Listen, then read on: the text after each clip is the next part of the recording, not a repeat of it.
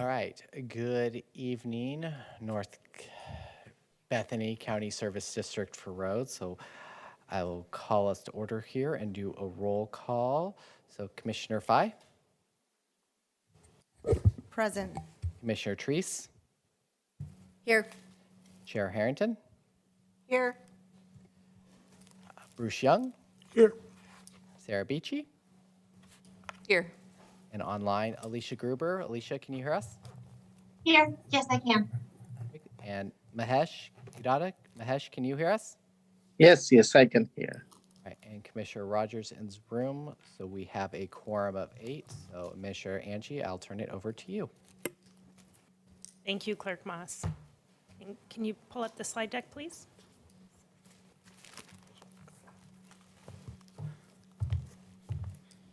So good evening, committee members. Next slide. To start, we will allow for translation. Here I was going to say transportation. I'm on the subject matter. Translation instructions. We do have Spanish as well as ASL interpretation. First, they will give the instructions in English, then in Spanish. Then our interpreter will transition to our Spanish channel and give instructions to our Spanish viewers. There will be a pause in the room, and I will wait for a cue from our staff team to start. And with that, I will turn it over to our translation services. Thank you very much. And just a quick correction, I will give the instructions here as well, because otherwise, once I'm added as an interpreter, I won't be able to be heard. Good evening, everyone. English and Spanish will be available for this meeting. If you're joining us through a desktop computer or a laptop computer, there will be a globe icon at the bottom of your screen with the word interpretation. From there, you can click on it and select your language of preference. If you're joining us through a iPad or a smartphone using the Zoom application, there will be 3 dots at the bottom right or upper right-hand side of your screen with the wording More. And from there will be a new menu where you can select language interpretation and then your language of preference. If you prefer to hear the meeting in English, please select English, or if you prefer Spanish, please select Spanish. If you have any questions as to how to join, or you have any difficulties, please raise your virtual hand, and then we can do our best to help you. Thank you and welcome. Bienvenidos a todos. La interpretación está disponible en inglés y en español para esta junta. Así que si por favor quiere unirse por medio de una computadora o portátil o de escritorio, va a haber un icono en la parte de abajo con las palabras interpretación. Y de ahí va a poder seleccionar su idioma de preferencia. Si está uniéndose por medio de una tableta o un teléfono inteligente con la aplicación de Zoom, van a haber 3 puntos que dicen más. De ahí le va a aparecer un nuevo menú y de ahí puede seleccionar su idioma de preferencia. Si desea escuchar la reunión en español, por favor seleccione español. O si prefiere inglés, por favor seleccione inglés. Si en algún momento está teniendo alguna dificultad, por favor levante su mano virtual de Zoom para poder ayudarle. And if we can move to the next slide, please. Thank you. También vamos a tener disponibles las diapositivas en español para que entonces así de esa forma pueda seguir la información que se está presentando. Por favor, vaya al sitio web del condado. Como se instrucciona aquí, puede seleccionar español, ir a prioridad y después el presupuesto del condado y descargar las diapositivas. Muchas gracias y muy bienvenidos. Also, we have the slides in Spanish. You can download them from the county's website, going to the washingtoncountyor.gov. And from there, you can select the Spanish as a language, click on priorities, then budget of the county, and then download the slides if you prefer to have them in Spanish. Thank you, and back to you. Thank you. Next slide, please.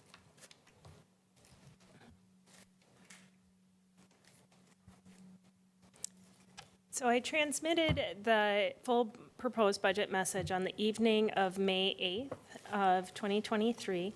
This message can be accessed on the Washington County YouTube channel and through our website. Tonight, I will not transmit the full budget message again, but I do have some opening remarks that I would like to make to the North Bethany Service District for Roads Budget Committee. The context for our full budget situation is available in the budget message and also in the trends and initiatives section of the budget. There's some good high-level overview of our budget. As you will see tonight, our staff continues to approach our budget process with a unifying view of our complicated organization. This approach is what we call a One Washington County, which supports teamwork and mutually beneficial systems that make our combined efforts greater than the sum of our parts. Tonight, you'll hear from Greg Munn, our CFO, Latricia Tillman, our Chief Equity and Inclusion Officer, and our amazing LUT team.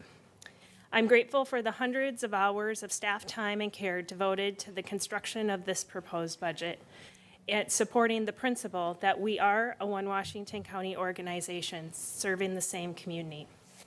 Finally, I'd like to thank you, the members of the Budget Committee and our own Board of County Commissioners, for your service this year as we present this proposed budget to you and seek to answer your questions. Your role in representing the community in this budget process is critical to our democratic system and principles, so thank you for your time and your dedication. Next slide, please. And I will turn it over to our CFO, Greg Munn, to walk through the agenda.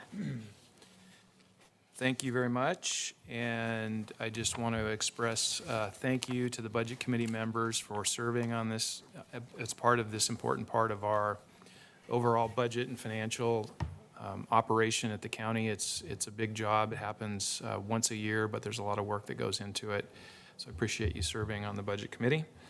On this slide here, we have our agenda for tonight. We've already gone through a portion of the first step, which is the welcome component of that. We'll get to introductions here in a moment, and then we'll turn it over to committee actions, and that's where the committee will elect a chair and a vice chair. We'll have a quick opportunity to review if there's any questions on the Budget Committee procedures that were distributed earlier. And then we'll get into the presentations from staff on the North Bethany County Service District for Roads. There'll be an opportunity for public comment. We'll go over next steps, which has to do with the Budget Committee's determination on whether there'll be additional questions that need to be asked, or if we can go to the scheduled approval meeting, which is on, I believe it's on the 31st, on the 31st. Thank you, Kevin. May 31st, it's already scheduled, and then we'll adjourn. So with that, let's go to the next slide. And presentation staff will actually introduce themselves when they're delivering their presentation, but at this point, I'd like to provide an opportunity for the Budget Committee members to introduce themselves and perhaps how long they've served on the committee. And we can probably start, Commissioner Rogers, I'm looking at you if you wouldn't mind starting. How long has the district been in existence? Since the beginning of the existence, which hasn't been that many years, has it? Do you know? I don't know. Yeah. Anyway, from the beginning.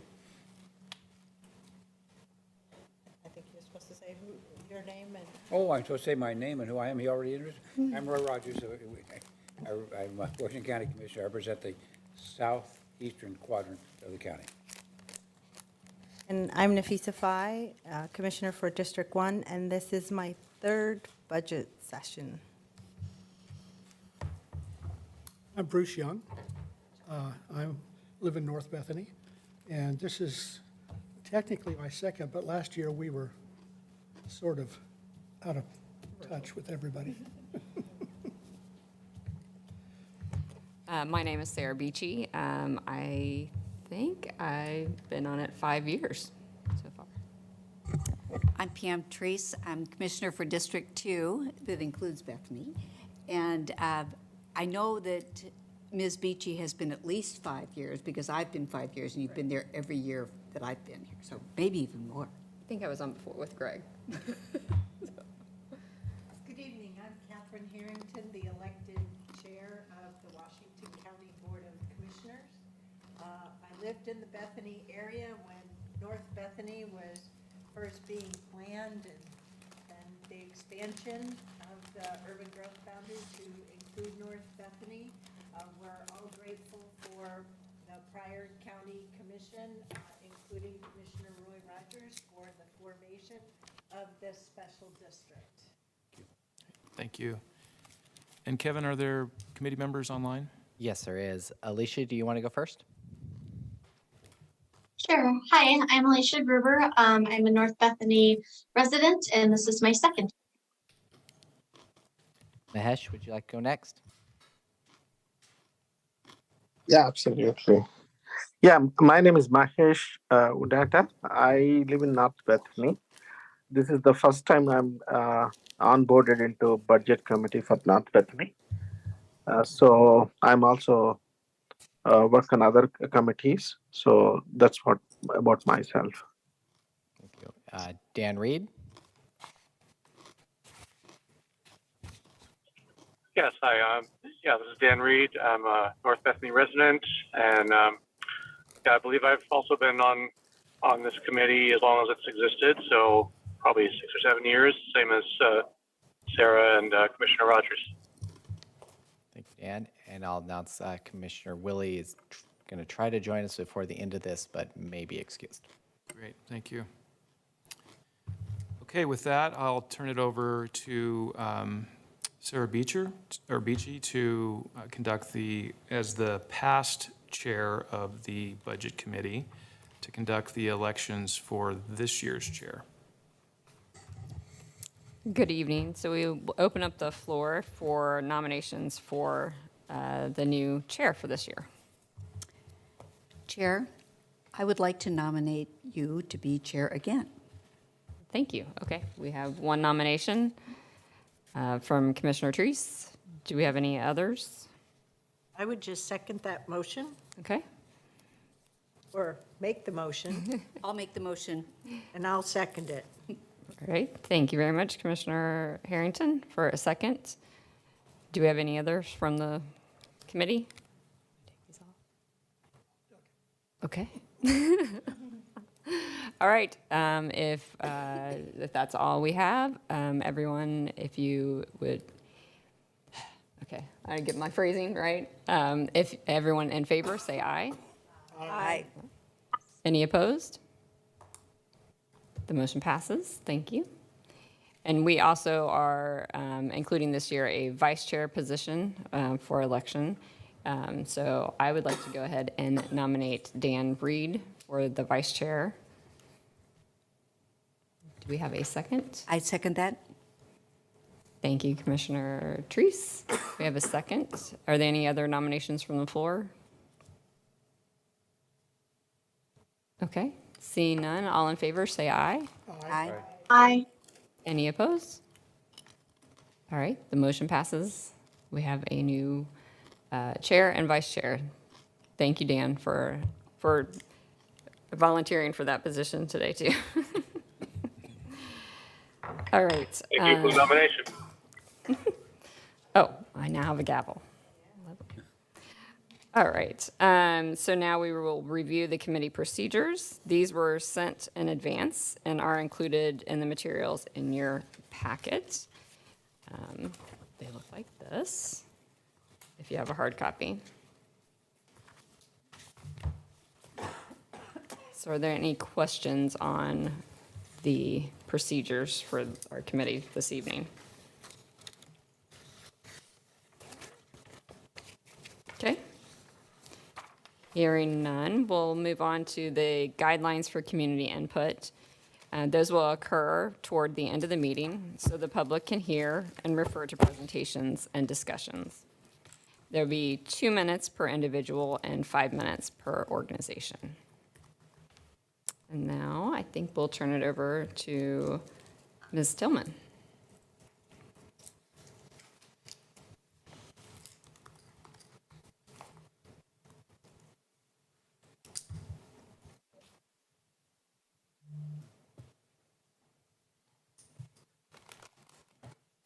Okay, good evening, Chair Beachy and rest of the Budget Committee. For the record, my name is Latricia Tillman. I am your Chief Equity and Inclusion Officer for Washington County, and I just wanted to start by saying thank you for your service and an appreciation that the reason why I'm here today talking to you about the budget equity tool is because of Budget Committee direction in 2021. I also want to appreciate staff in the Office of Equity, Inclusion, and Community Engagement and across the county for taking on the challenge to launch this relatively new process. So we start by asking why equity? Why is it important to consider equity in public budgeting? Our budget is significant policy, which you adopt, or the board adopts every year.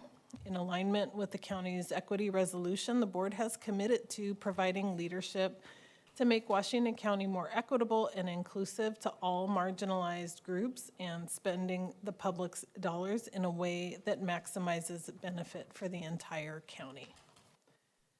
Washington County is one of the most diverse counties in Oregon, both in terms of race and ethnicity as well as language. 1 out of 3 Washington County residents identifies as a race or ethnicity other than white.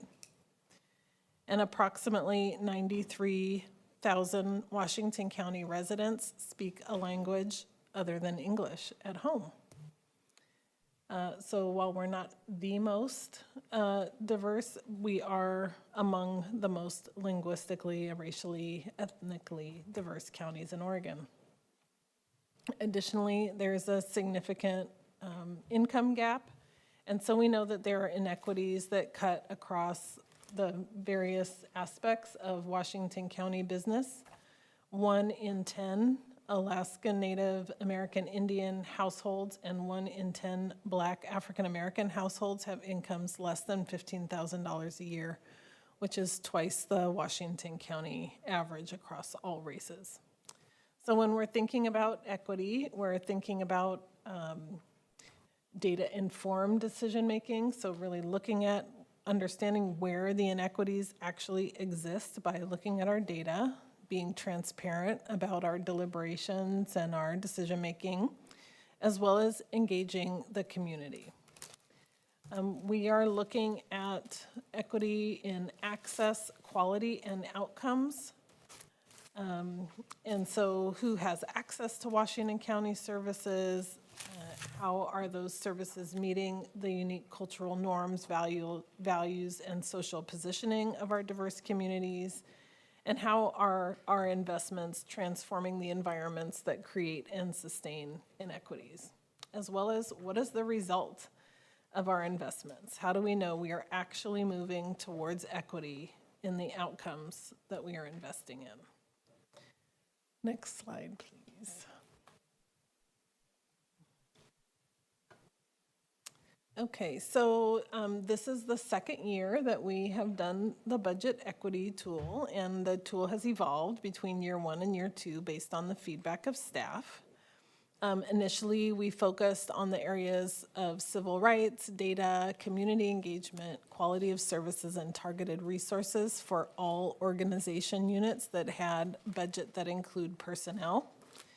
And based on the feedback of staff, we modified that so that we have 2 budget equity tools, 1 for community-facing organizational units and 1 for internally facing organizational units. So internally facing organizational units are those organizational units that don't have direct contact with the public. And they can be within departments or their own department. The tool that is the most comprehensive is for the community-facing organizational unit. It focuses, again, on civil rights, data, understanding where the inequities are, community engagement in budget development, equitable services, including culturally specific service delivery, and equitable organizational development, which includes how do we focus on building a Washington County workforce that's reflective of our community, as well as understands truly what equity, diversity, and inclusion means in their day-to-day operations. Next slide, please. So in terms of some of the initial results of the budget equity tool, we did include some of the numbers of the proposed departmental requested equity investments. This reflects base budget amounts prior to developing the 4%, 7%, and 10% cut scenarios that all departments were asked to make. So we saw a range of departmental budget strategies related to equity, including some departments that proposed no cuts to equity investments, those that proposed cut scenarios on, or proposed cuts on par with the cut scenarios, and some that proposed cuts to equity investments at a higher proportion than the cut scenarios requested. In terms of equity-focused service delivery investments, the base budget amount represents just shy of $5 million for culturally specific service delivery, and that's about a 77% decrease from last fiscal year, primarily due to changes in ARPA allocations. The community engagement amount is the first time that we actually looked at it this year, so we don't have a comparison to what was spent on community engagement last year, but it's slightly over $3 million being proposed this year, which is really exciting. In terms of equitable organizational development investments, the base budget amount of slightly less than $500,000 represents about a 60% decrease from last fiscal year. And the civil rights investments, equitable organizational development, just shy of $2 million represents about a 43% cut from last year. And then the civil rights or interpretation, translation, accommodation investments, just shy of $500,000 is about a 61% decrease from last year. The bright note for our equity investments is the increase of about 8% in the number of bilingual staff who are occupying bilingual required positions. So that increased to 194 full-time equivalent staff. And the good news on top of that is that we also have bilingual staff in bilingual preferred positions. So this is a strategy that helps us meet the needs of a very linguistically diverse Washington County. So again, these data points, the difference between last fiscal year, this fiscal year, does not make a trend. And we did start the budget equity tool during the COVID pandemic, and so some significant shifts in investments are reflected due to our spike in federal investments to respond and then recover from COVID. So that's all for now, unless you have any questions.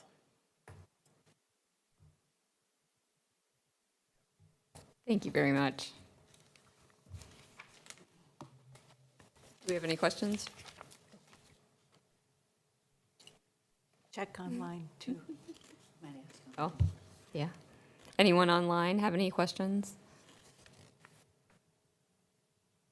Okay, hearing none. Thank you very much for your presentation. Chair Beachy, can I, just one point. Just a reminder to the Budget Committee members to make sure your mics are on. You should have a green light that shows. If it's not, there's a button right in the front center that'll turn the mic on for you. Thank you. Okay, now I think we can move on to our presentation from LUT, Mr. Roberts and Sheila, Mrs. Giabroni. Is that correct? Okay. Good evening, committee members and commissioners. Glad to be here with you tonight. And for the record, I'm Stephen Roberts. I'm the Land Use and Transportation Department Director. Sheila Giambroni. I am the Administrative Services Manager for the department. All right, we'll walk you through the most exciting budget presentation you're going to see in the next hour. And for those, anyone who's interested, I just wanted to point out that the North Bethany County Service District for Roads budget information is found on pages 307 and 308 in your budget summary book. And then there's also a paragraph in the Trends and Initiatives section related to the district on page 32 in the budget book. Thank you. And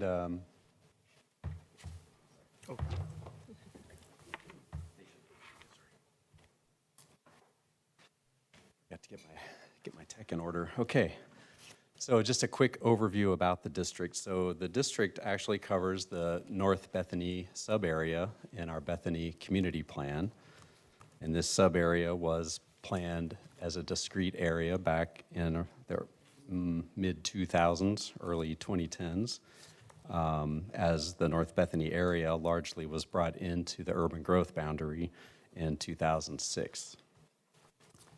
The district itself is a property tax district, and it levies a rate of $1.25 per thousand of assessed value on properties within the district, and it's used to fund certain transportation improvements that are within and adjacent to the North Bethany community.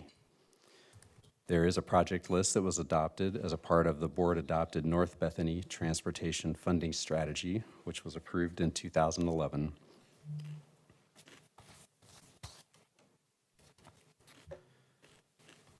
As I mentioned, this was adopted in conjunction with the community planning process for North Bethany. There is a list of 14 potential road improvements, and 12 of those improvements are eligible for public funding in the North Bethany Transportation Funding Strategy. When the community was being planned, there was an assumption that it would likely take about 20 years to build out the community.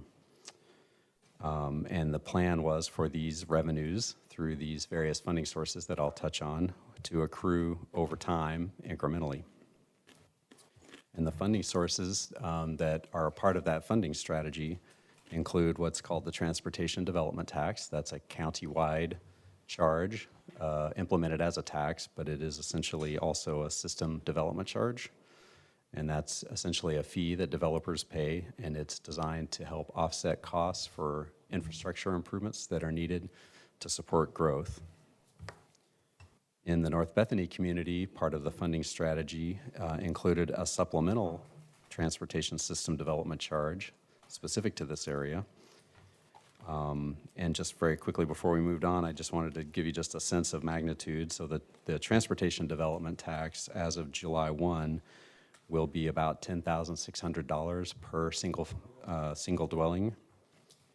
And the North Bethany system development charge, the supplemental charge, will be just under $8,000 per single unit, single detached residence. There was also some funding that was committed from the county's Major Streets Transportation Improvement Program, MSTIP. That is a countywide portion of your property tax revenues that have been allocated by the board to transportation funding. We also have what we call trust and agency funds. Those are typically payments from developers who, for some reason, are unable to complete a infrastructure improvement that is a legitimate requirement for their development. And if for some reason they just physically can't build it, we'll take money in lieu of the construction and then use that funding in the future, perhaps for a publicly constructed project or perhaps constructed by even another developer. And then the last charge, or the last funding source, and the reason that we're here tonight, is the North Bethany County Service District for Roads property tax. And as I mentioned, that is the $1.25 per $1,000 of assessed value.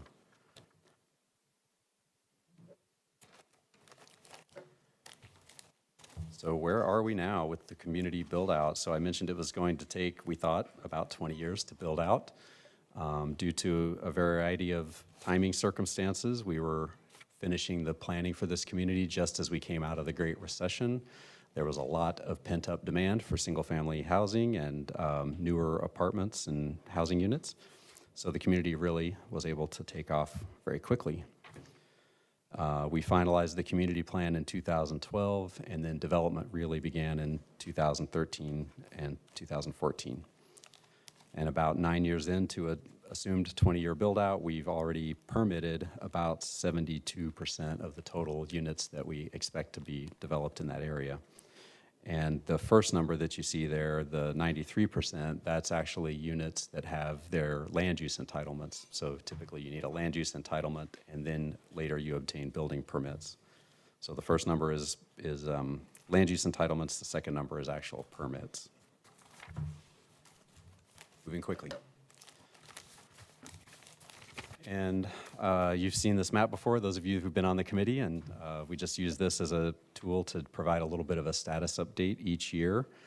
And it's a lot of information, and I'll just try to walk through just a couple of highlights here quickly. But what this map is showing you is the projects that were identified on the transportation funding strategy list, and you actually see them listed there. The little circles with numbers in them correspond to those project numbers. Where you see a solid black line on those roadways, that indicates projects that have been completed. Where you see a red line, that indicates that funding has been committed through this committee and budgeting process, and the projects are in some stage of project development or construction. And then you'll see some segments that have the black dots, circles, and those indicate improvements that we anticipate could be constructed with development probably within the next year to 2 years. So just a couple of quick highlights on this slide. I'm pleased to report at our meeting last year, you asked that we work to incorporate some interim pedestrian improvements along Kaiser Road. We were starting to see people walking frequently up north on Kaiser Road from, say, the Brugger Road vicinity, looking to get to the Sato Elementary School, which is noted on your map up there as the K-5 school. And so we were able to move very quickly. Actually, I applaud our construction team, our capital projects team. They were able to work with a contractor who was working on another county-funded project and have them pull off of that project for a few days and work on getting that work completed for us very quickly. So those improvements have been completed. The Springville Road, what we call Springville Road Phase 4, the segment between the Portland Community College entrance and Joss Avenue, is still mostly a 2-lane roadway section and has sidewalks on one side of the road. We're working to design and then construct improvements to finish off the envisioned 3-lane improvement with bike lanes and sidewalks on both sides of the roadway, street lighting and other improvements. So that work continues apace, and we anticipate construction in 2024 and 2025. And then also last year, you gave the go-ahead to initiate the design and eventual construction of the southernmost portion of Kaiser Road, the segment between Springville Road and Brugger Road. So that project is in design as we speak, and we also anticipate that it could go to construction as early as 2024-25 as well.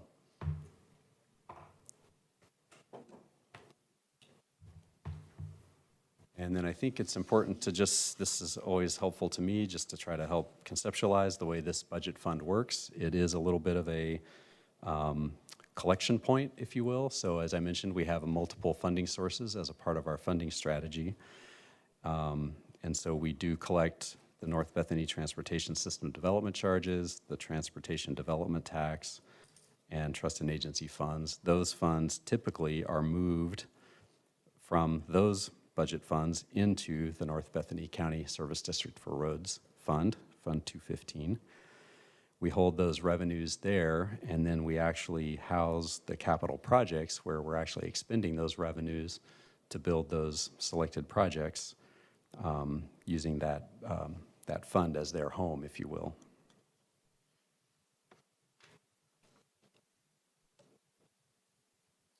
And then I'm going to ask Sheila just to give us a really quick overview of the budget itself, and then I'll go back and provide a couple of other little updates. I won't spend too much time on the revenues. I think they're pretty straightforward. We have obviously the current property taxes that we're estimating to be about $1 million. this next year. And then between North Bethany System Development Charge and the TDT collection, about 1.7 million. And that obviously has been adjusted as we near build out. To unpack the program and the project and the program cost, that 18 million. So most of the money is actually programmed in materials and services under our professional services line item. And they're to construct the two projects that are in progress, and that was the Springville Road JOS to PCC entrance, and then the Kaiser Road Complete Street Improvement Springville to Brugger Road. So those two are fully appropriated in our budget. The rest of the money, you'll have some interdepartmental charges. That's basically staff charges, so as they do inspections and project management. And then there is the road fund. As we've talked previously, the road fund does actually charge out to the administration and department office of the director, charges out to all of our funds in LUT. And then we have a little bit in capital outlay, and that is for right-of-way acquisition. And then a little bit of money, once all of that is all put together, there's, as you said on the bottom there, about 1.1 million that is unobligated. So that is not appropriated towards a project. We've basically put that there to add for a little bit of project flexibility. We've had some project overruns, and but right now it is not committed. You. So just a few highlights. So where is the money going, essentially? So and a little bit about our strategy here. So we continue to work on these projects on a sort of pay-as-you-go basis. So we allocate funding and we expend it only as we anticipate that we'll actually have the revenue in hand. We're not going out and borrowing against future revenues, in other words, to complete these projects. We are, as I mentioned earlier, continuing work on the Kaiser Road Complete Street Improvement between Springville and Brugger Road. Our cost estimate for that project at this time is about $5.5 million, and there's no change in that project from last year. We also continue work on the Springville Road Phase 4 project I mentioned earlier. That's also what we would call a complete street, so building out those bike lanes, sidewalks, streetlights, and other urban amenities. In the budget this year, we are proposing an additional allocation of $1.2 million to that project. You may remember last year we actually had an additional cost allocation to that project due to additional scope that was discovered as we entered into a more detailed design phase. We had some culvert work that needs to be done there. And due to some additional cost escalation primarily with that work, we are proposing to add an additional $1.2 million to that project to complete it, bringing it to a total estimated cost of just under $14 million.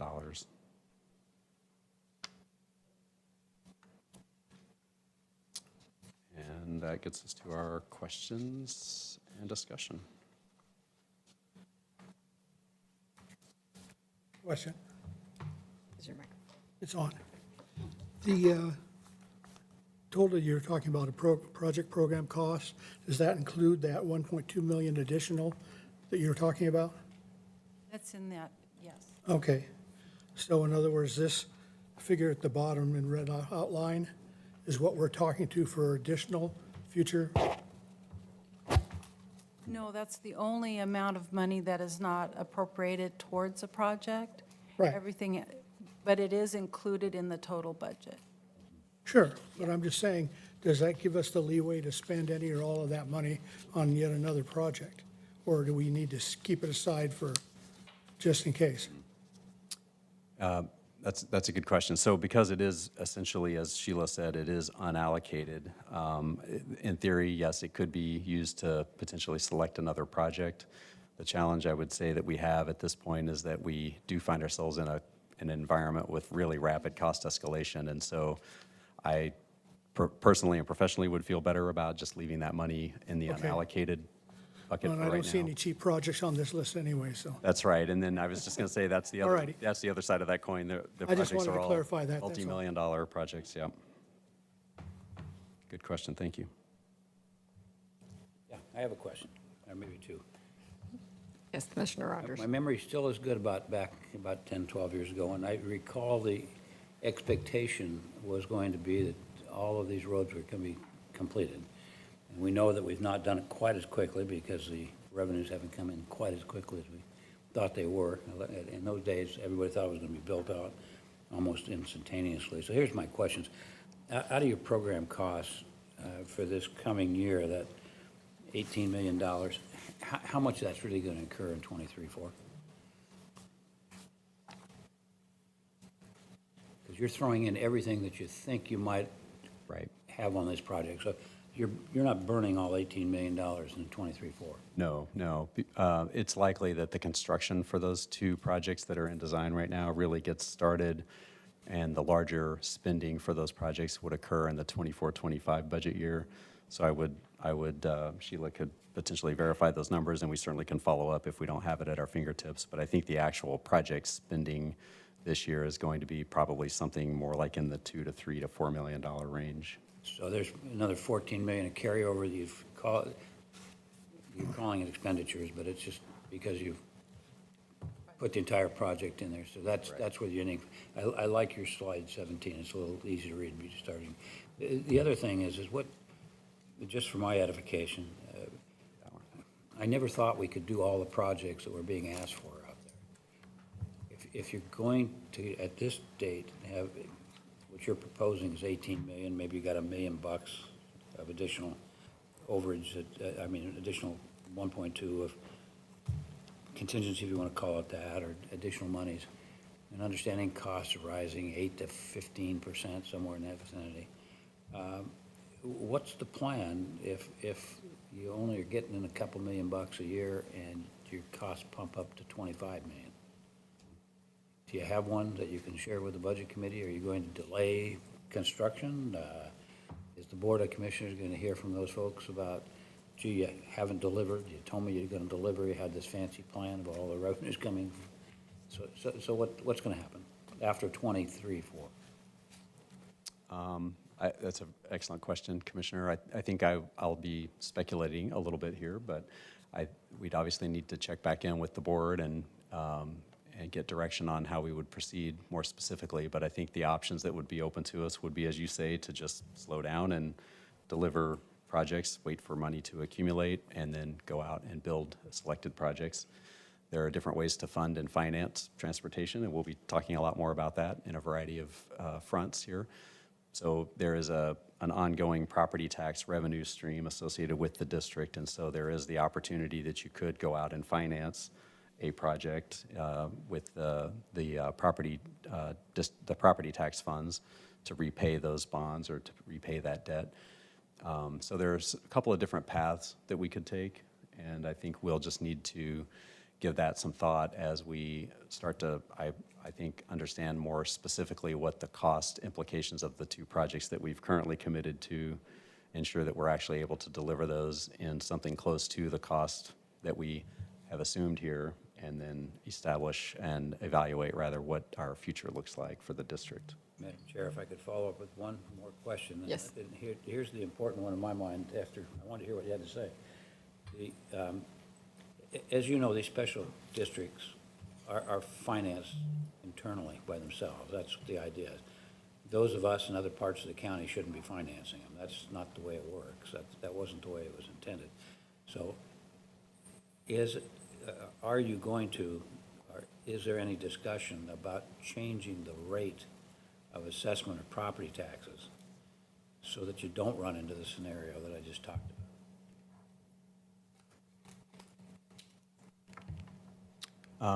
I would say at this point we have not entertained that concept, but again, that could be an opportunity that the board could potentially avail itself of, but it would also require approval of the voters within the district itself.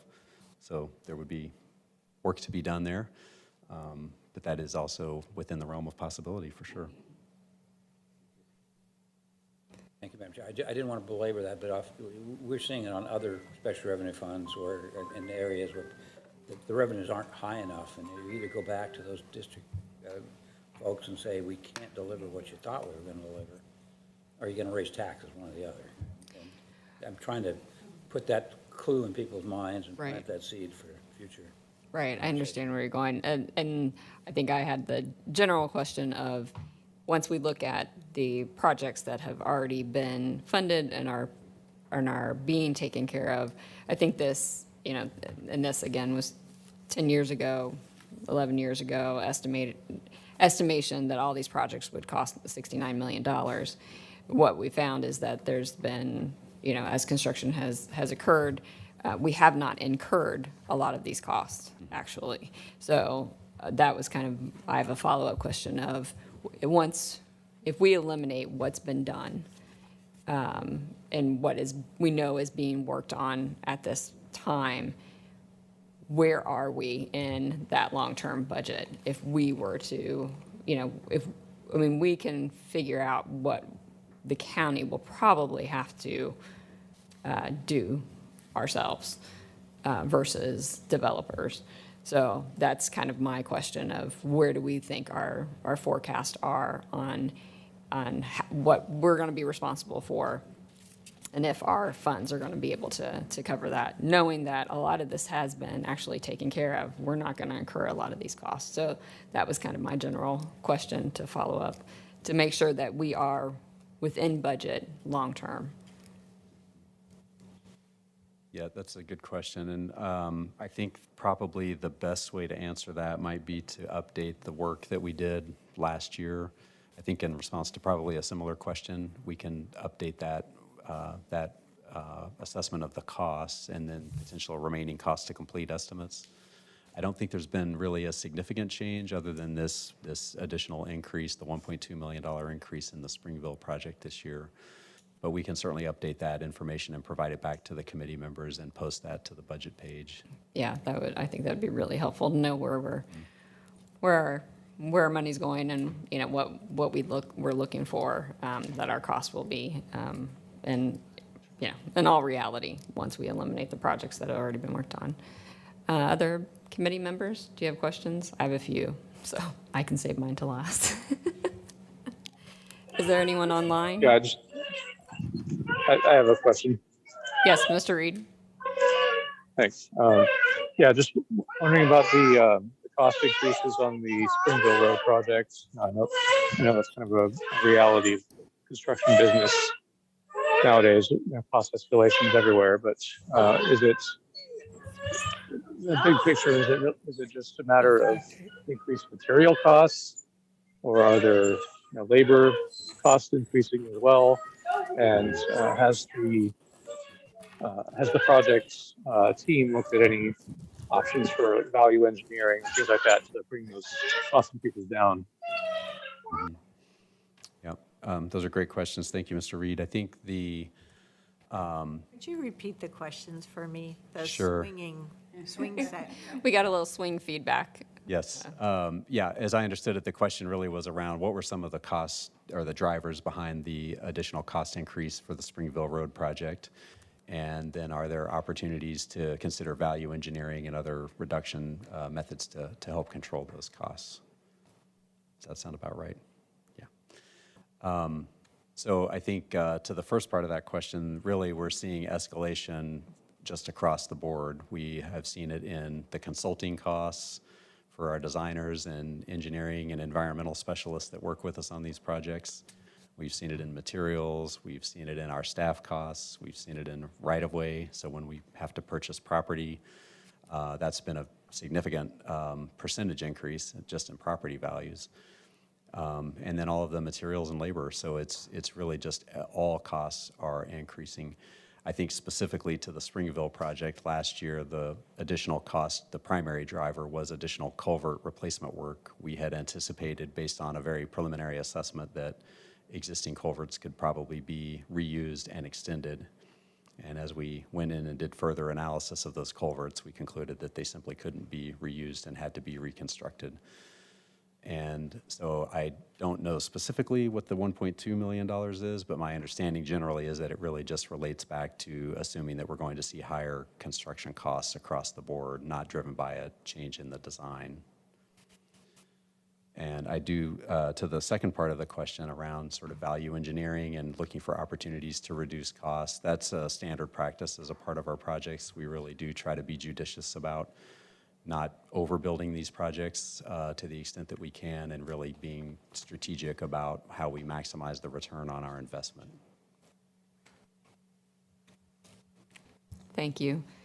Do we have any other committee questions from the committee? I had a question that I'd like to ask. Mr. M? My concern is that I'm looking at we pulled in 2.8 this year between our three funding sources. At some point, those development taxes are going to dwindle as development's complete. And it appears to me that we're going to run out of funding before we run out of projects to do. At that point, is this something that we can expect additional tax against the service district? In other words, our North Bethany neighbors? Or is there going to be some kind of county money that's going to fill in the difference? Because my concern is that I don't think we're going to see all these projects finished before the development out there is completed. Yeah, and I think that's pretty similar and along the lines of Commissioner Rogers' question too. And I do think that we will find ourselves in a position of either needing to pause for long durations between building projects based on the amount of ongoing revenue that we'll be seeing, more or less almost exclusively from the property tax revenues. And I do think that, again, bonding is a possibility to help advance the completion of certain projects. That does mean that you have to pay that money back plus interest, of course, over time. But the property tax district itself can continue and could continue to fund some of that debt service over time, or to fund that debt service over time. So that is a possibility. And Okay. I think that the last remaining significant projects, I'm going off of memory here, so bear with me, but I think we have the portions of Kaiser Road north of Springville, or north of Brugger rather, between Brugger and the future Shackelford Road remain incomplete at this time. We also have the a few gaps in Shackelford Road between Kaiser Road and Joss, or Brugger Road, I should say. And then there's the future expectation that we would use this funding to fund about half the assumed cost of a future bridge over Rock Creek that would help connect Shackelford Road back to 185th Avenue. So there will be some additional project needs. The timing of those is somewhat uncertain. How much of that work can be completed by development is also a big contributing factor. And so this is a process where really we sort of take a pause every year or two and really step back to reassess what the needs are and what those potential future funding and financing options might be. Okay, thank you. Thank you. Do we have any other questions from committee members? Okay. I had a couple more. I guess I want to also, just as a voice for the community, I mentioned these things.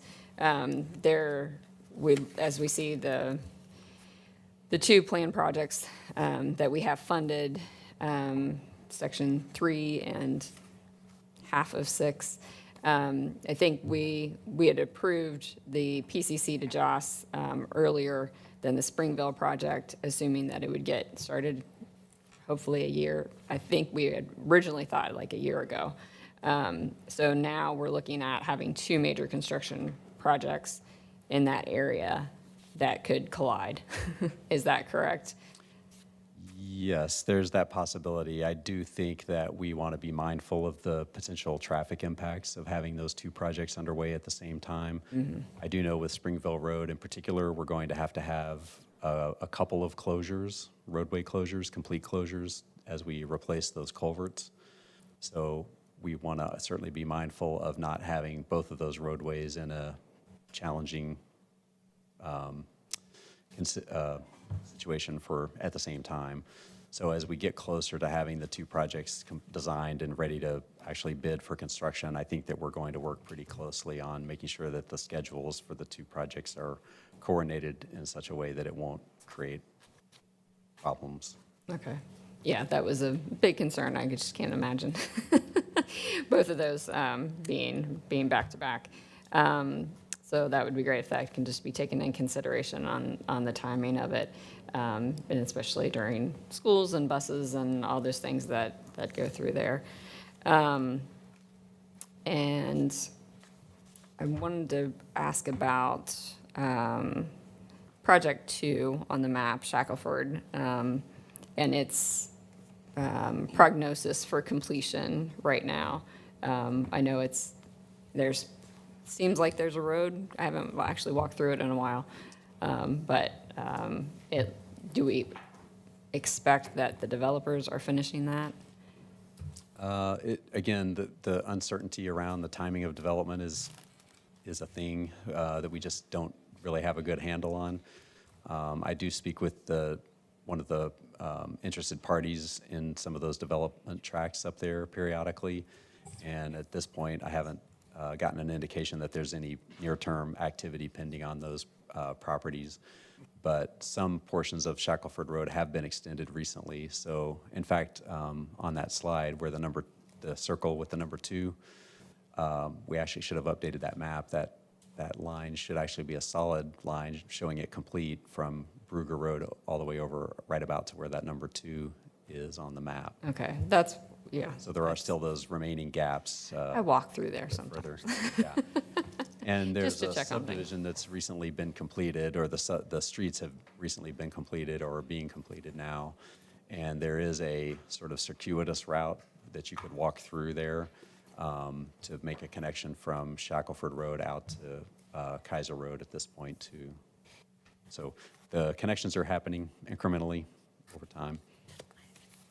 I do know those development sites are somewhat challenging in that they're not large parcels and there are some constrained lands, wetlands, and other sensitive areas that can't be built on. So the number of units that can be built there is not large. And when we ask developers or require developers to build certain improvements, we also have to make sure that those improvements are proportional to the impacts that the development has on the transportation system. So small development generally means smaller improvement obligation.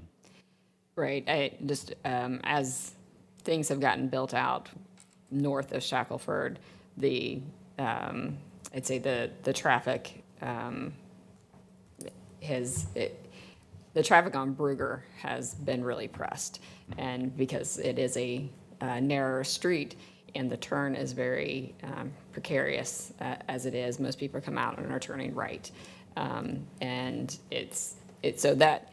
To have, if Shackelford to be built out that has wider streets would be a great service to the area and would create more safety for the community. It would relieve a lot of pressure on Brugger that it's facing right now.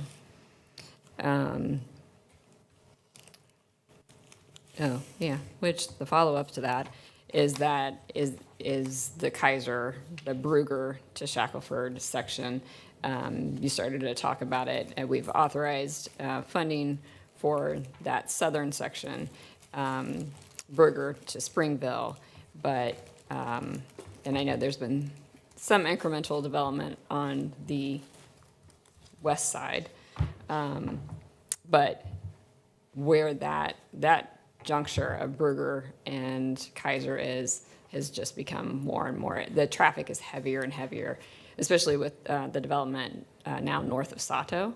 And there are, I don't even know how many homes up there. I can see that the line is just getting, in the morning at the stoplight is just, it's increasing. And there are just a lot of kids going to and from school right there. So that's what I guess my next priority really for our committee to be looking at is that next section of Kaiser Road, north of Brugger to Shackelford.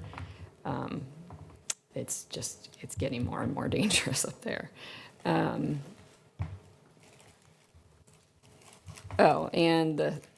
any update on the east side development where Shackelford, the connection of Shackelford from Bethany Creek Falls over to Kaiser? No updates at this point. And that portion of Shackelford on the east side of Kaiser Road is not one of those projects that's eligible for public funding. Right. Yeah, so that will rely on development activity. Yeah, it's really, really close, but it also doesn't line up well with the other side of Shackelford at this point either. So close and yet so far. Mhm. Yeah, and again, it would be, the full development of Shackelford would be a huge relief to the whole area. So that's just kind of my comments at this point. But yeah, we wanna, what is the original funding on Kaiser was the project from Springville to Shackelford, or it might have even been up to the school at that point, or the thought of school. But we're just doing really half of it right now. Do we have a projection on, do we have an estimate of what Kaiser from Brugger to Shackelford would cost? Yes, and I did not bring it with me though, and it was our estimate from last year. And it was, I'm going off my memory here, but it was around $8 million, as I recall. Okay. So yeah, we'll get that memo updated and share that with the committee for sure. Right, with a little inflation and increased cost built in. We will revisit those estimates, yes. Okay. That's really all I have. Thank you. Thank you. All right, any more questions from the committee members that you thought of out there, online? All right, thank you very much for the presentation. Thank you.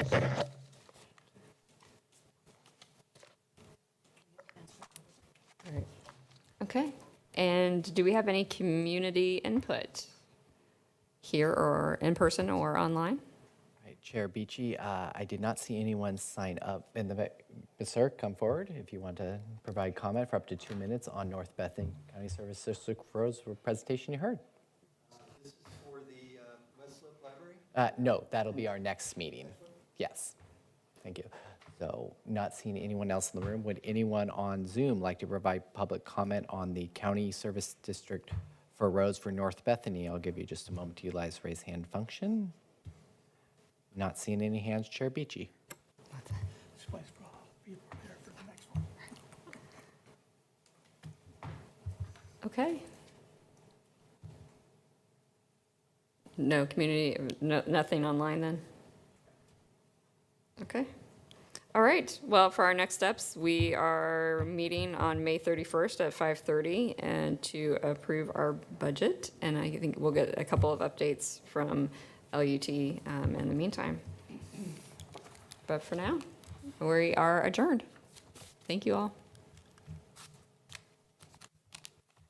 All right. Great-grandson's gonna walk. Okay, committee members, we're going to take a 10-minute break before we start the